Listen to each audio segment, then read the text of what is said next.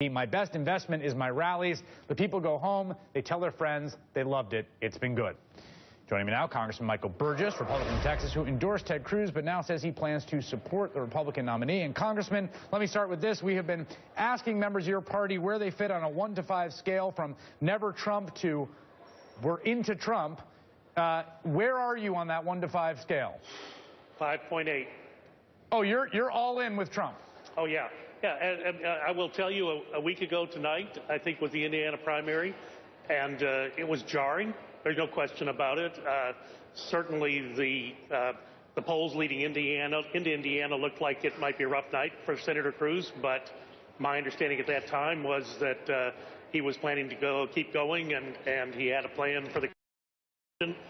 But what are Senator Cruz's strengths? I mean, discipline, staying on message, and being just rigidly organized. And I thought that was where they were headed.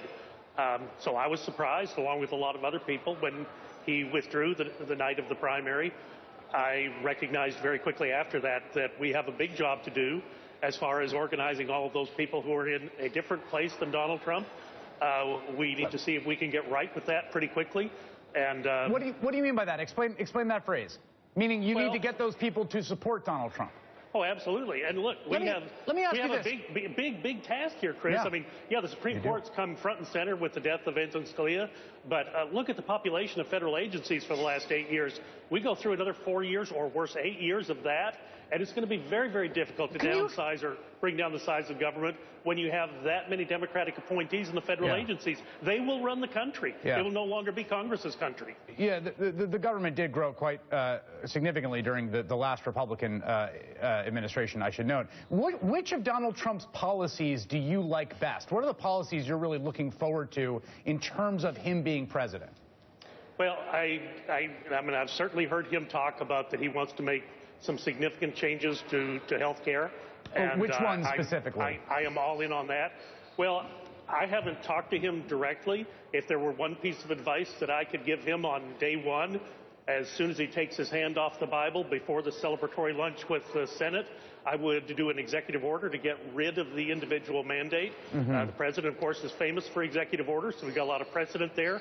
I could cite chapter and verse in Obamacare where the individual mandate has come into being, and nothing has been more pernicious for the free market in medicine than the individual mandate. Just to be clear, so I would do that. I just want to be clear about this. That's a policy that you like, that you would suggest to him. I'm asking policies that he has run on, that he is proposing, that you say, I'm glad he's proposing that policy, and that's part of the reason I'm going to support him.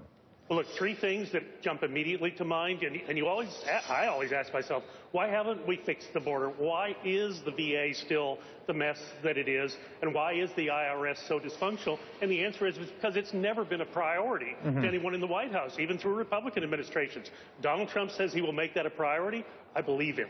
So you like his prioritization of issues more than sort of specifically his plan to fix the VA or IRS, which have not been published at all. And I think he will follow through with it. He said he will take care of our vets. And I believe he will follow through on that. Look, many years ago, I read a book called The Art of the Deal, and I dust it off from time to time and relook at it. And he says one of his big strengths is overcoming obstacles. I think we've all seen that up close and personal. And the other strength is motivating good people. So I look forward to that as well. That reminds me of a very similar argument made by George W. Bush as he was getting to the presidency. I want you to respond. Whom I liked, by the way. Yeah, no, I'm sure you did. William Johnson, who's a delegate on the slate for California, who's been withdrawn, he said he's not going to be a delegate. He's a white nationalist, talking about his support for Donald Trump. Take a listen. I believe that we need to be aware of this precipitous decline in the white race, and I think it's good for people to be proud of your heritage, whatever heritage that might be, but particularly for white people, because the whites now are so afraid to be proud of their heritage because they're called bad names if they are. What is it about Mr. Trump that you like? Mr. Trump is the real deal. He does not govern, he will not govern by public opinion poll. He says what's on his mind. Do you agree with that, Congressman? Well, look, what I do know is that Donald Trump won more popular votes than any other Republican. presidential nominee since George Bush, and maybe even before with last night's results. Yeah. So it has been a significant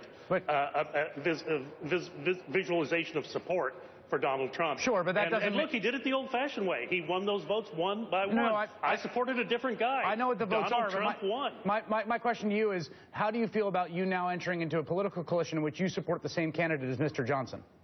I know nothing of this individual. I've never heard his name before until you brought it up tonight.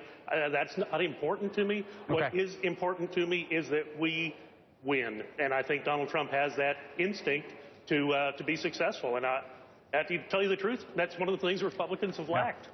Congressman Michael Burgess with victory on his mind. Thank you very much for joining me. Appreciate it. Thank you. I'm joined now by Senator Barbara